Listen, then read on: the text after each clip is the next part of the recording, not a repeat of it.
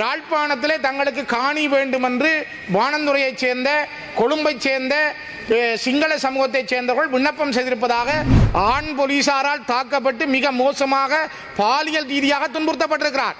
இந்த நாடு என்ன செய்ய போகிறது? தமிழர்கள் குடியேற்றப்பட்டிருக்கிறார் என்று சொல்லுகிறார்.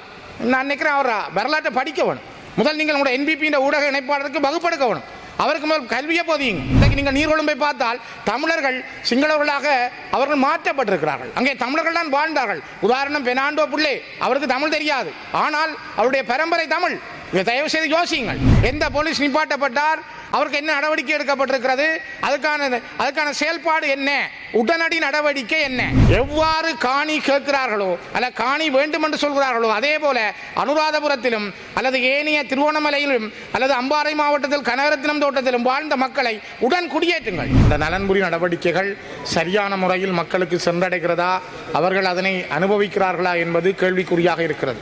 குறிப்பாக இந்த நாட்டிலுடைய அந்த நலன்புரி நடவடிக்கைகளுக்கான விடயங்கள் மீள் பரிசீலனை செய்யப்பட வேண்டும். கிளிநொச்சி மாவட்டத்தில் மட்டுமல்ல, நான் பார்த்த பல மாவட்டங்களில் இவ்வாறான பின்னடைவுகள் காணப்படுவதனால் அந்த மக்களுடைய வாழ்க்கையிலே அவர்கள் மிகப்பெரிய நெருக்கடிகளை சந்திக்கிறார்கள். கிடைக்க வேண்டிய பலருக்கு இந்த நலன்புரி நடவடிக்கைகள் கிடைக்கவில்லை. ஆனால் யாருக்கு கிடைக்கக்கூடாதோ வசதி படைத்தவர்களுக்கு இந்த நடவடிக்கைகள் நலன்புரி திட்டங்கள் கிடைத்திருக்கிறது. இது ஒரு உடனடியான வேகமான மறுபரிசீலனைக்கு உட்படுத்தப்பட்டு உரியவர்கள் பயனாளிகள் பயன்பெறக்கூடிய வகையிலே அமைய வேண்டும் என்பதை நான் இந்த இடத்திலே வலியுறுத்துகிறேன். மிக முக்கியமாக மலையகத்திலே வாழுகிற மக்களுடைய அடிப்படை சம்பளம் தொடர்பிலே மலையக முற்போக்கு கூட்டணி அண்ணன் மனோகணேசன் அவர்கள் தலைமையில் இருக்கின்ற கட்சி எடுக்கின்ற முடிவுகளுக்கு நாங்கள் ஆதரவாக எப்பொழுதும் இருப்போம். ஏனெனில் மலையக மக்களுடைய வாழ்க்கை என்பது எப்பொழுதும் பாதிக்கப்பட்ட ஒன்றாக அல்லது அவர்கள் பாதிப்புக்குள்ளேயே வாழுகின்ற ஒன்றாக இருக்கிறது. எனக்கு முதல் பேசிய கௌரவ உறுப்பினர் கூட சொன்னார், அங்கே வாழுகின்ற மக்களுடைய வறுமை நிலைகள், அவர்களை யார் கவனித்தார்கள், கல்வியை பற்றி சொன்னார். அருமையானது. நானும் இங்கே பதிவு செய்கிறேன். இப்பொழுதும் இலங்கையிலே ஏன் உலக வரைபடத்திலே லயன்களில் வாழுகிற மக்கள் கூட்டமாக அந்த மக்கள் தான் இருக்கிறார்கள். நீண்ட 100 மீட்டர் அல்ல 200 மீட்டருக்கான நீண்ட லயன்கள், தார் பூசிய தகரங்களுக்குள் எந்த அடிப்படை வசதிகளுமின்றி வாழுகின்ற ஒரு மக்கள் கூட்டமாக இலங்கையிலே மலையக மக்கள் இன்றும் வைத்திருக்கப்படுகிறார்கள். கிட்டத்தட்ட இலங்கையிலே வாழுகின்ற 3 லட்சம் மலையக தமிழர்கள் இருப்பதற்கு சொந்த வீடு இல்லாமல் லயன்களிலே வாழுகின்றார்கள் என்றால் இந்த அரசிலாவது ஏதோ ஒரு நாட்டையோ அல்லது ஒரு சர்வதேச நிதி நிறுவனத்தையோ நீங்கள் பிடித்து அதன் ஊடாக அந்த மக்களுக்கான ஒரு சொந்த நிலத்தையும் சொந்த வீட்டையும் அமைத்து கொடுத்தால் நான் நினைக்கிறேன் நீங்கள் வரலாற்றிலே ஒரு சாதனை புரிந்த அரசாக மாறக்கூடும்.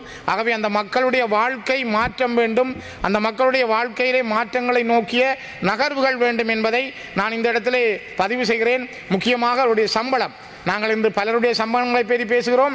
அவருடைய சம்பளம் பற்றியதை அந்த முற்போக்கு கூட்டணியுடைய அந்த செயல்பாடுகளுக்கு எங்களுடைய ஆதரவு எப்பொழுதும் அவர்களுக்கு இருக்கும். அதே நேரம் மீளக்குடியேறிய மக்களுக்காக வழங்கப்படுகின்ற உதவிகள் என்பது கடந்த கால அரசுகளில் சரியான முறையில் மேற்கொள்ளப்படவில்லை.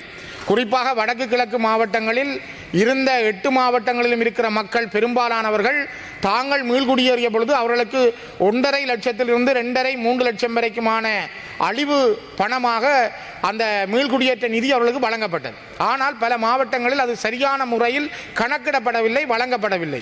குறிப்பாக கிளிநொச்சி மாவட்டத்திலே 38,000 குடும்பங்கள் மீளக்குடியேறி இருந்தார்கள்.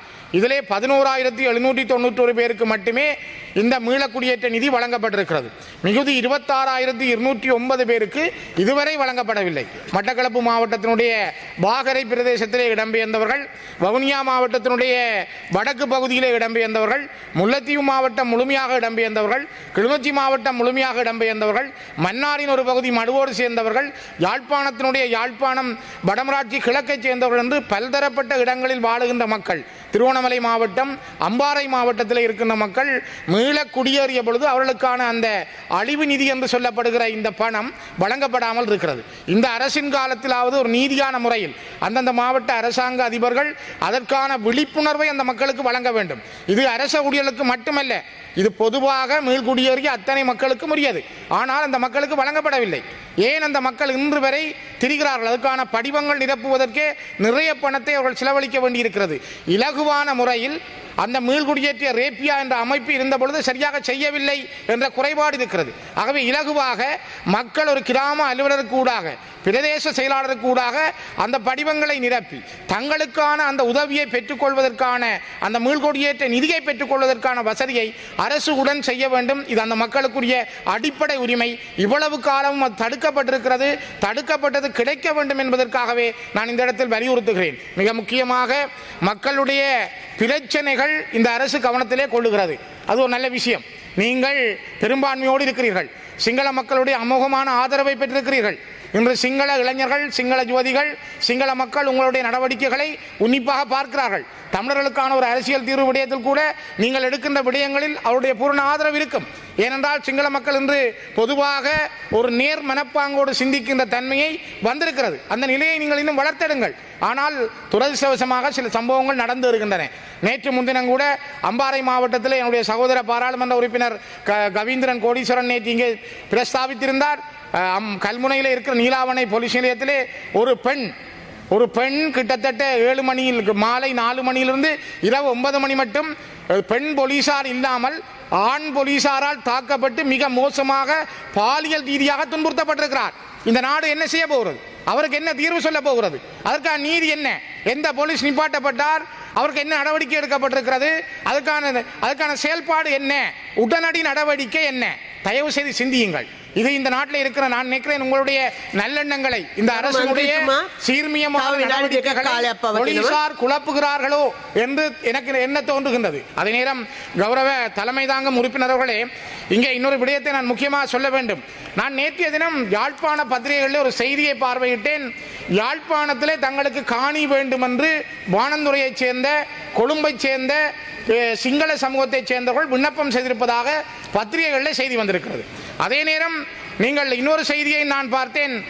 லண்டன் மாநகரில் இருக்கின்ற ஒரு தொலைக்காட்சிக்கு, ஒரு தனியார் தொலைக்காட்சிக்கு என்பிபியினுடைய ஊடக இணைப்பாளர் என்று சொல்லப்படுகிற தாகா ஈன்ஸ்டீன், இவர் என்பிபியினுடைய ஊடக இணைப்பாளர் என நான் வேண்டுமென்றால் உங்களுக்கு அந்த வீடியோவையும் தரலாம், சபாநாயகர் தலைமை தாங்கும் உறுப்பினருக்கு தரலாம். அவர் குறிப்பிடுகிறார், புத்தளம், சிலாபம், நீர்கொழும்பு, கொழும்பு, கொள்ளுப்பட்டி, வெள்ளவத்தை, பத்தளை போன்ற இடங்களில் எல்லாம் தமிழர்கள் குடியேற்றப்பட்டிருக்கிறார் என்று சொல்லுகிறார். நான் நினைக்கிறேன் அவர் வரலாற்றை படிக்க வேணும். முதல் நீங்கள் உங்களுடைய என்பிபி ஊடக இணைப்பாளருக்கு வகுப்படுக்க வேணும். அவருக்கு முதல் கல்வியை போதியுங்க. ஏனென்றால் புத்தளம், சிலாபம், நீர்கொழும்பில் இருந்த தமிழர்கள் குடியேற்றப்பட்டார்களா, பரம்பரையாக வாழ்ந்தார்களா? கொழும்பிலே கருவாத்தோட்டம் முதல் வெள்ளவத்தை, கொள்ளுப்பட்டி அல்லது அந்த இடங்களில் வாழ்ந்த மக்கள் நிரந்தரமாக அங்கு வாழ்ந்த மக்கள். இது ஒரு மிக ஆபத்தான விஷயம். இந்த ஆபத்தான விஷயம் நீங்கள் குறிப்பாக பார்க்க வேண்டும். 1970 83 85 ஆண்டு இடைப்பட்ட காலத்தில் அனுராதபுரத்திலே 22,000 தமிழ் குடும்பங்கள் இரவோடு இரவாக கலைக்கப்பட்டார்கள்.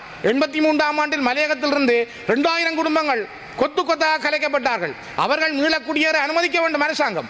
புத்தளம் இன்றைக்கு நீங்கள் நீர்கொழும்பை பார்த்தால் தமிழர்கள் சிங்களவர்களாக அவர்கள் மாற்றப்பட்டிருக்கிறார்கள். அங்கே தமிழர்கள் தான் வாழ்ந்தார்கள். உதாரணம் பெனாண்டோ புள்ளே, அவருக்கு தமிழ் தெரியாது, ஆனால் அவருடைய பரம்பரை தமிழ். இதை தயவு செய்து யோசியுங்கள். ஆகவே எவ்வாறு காணி கேட்கிறார்களோ அல்ல காணி வேண்டும் என்று சொல்கிறார்களோ அதே போல அனுராதபுரத்திலும் அல்லது ஏனைய திருவோணமலையிலும் அல்லது அம்பாறை மாவட்டத்தில் கனகரத்தினம் தோட்டத்திலும் வாழ்ந்த மக்களை உடன் குடியேற்றுங்கள். திருவோணமலையிலே வாழ்ந்த தமிழர்களுடைய இடங்கள் பறிக்கப்பட்ட இடங்களில் அவர்களை குடியேற்றுங்கள். அவ்வாறாக இருந்தால் அது நான் நினைக்கிறேன் யதார்த்தமான ஜனநாயகமாக இருக்கும் என்று கூறி நிறைவு செய்கின்றேன்.